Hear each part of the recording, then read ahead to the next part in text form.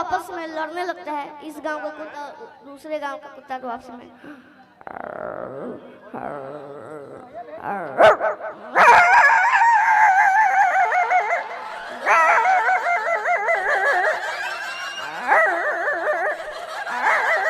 और लास्ट में जो कुत्ता लास्ट में भौंकता ही रह जाता है एक लाइन से, वो डरपोक कुत्ता होता है, लास्ट में निकलता है घर से बाहर।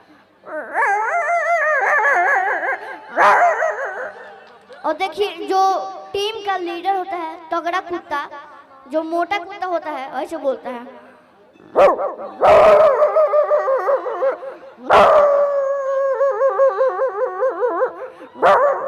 और लड़ने समय कोई आदमी अगर मार दे कुत्ते को तो ऐसे बोलता है।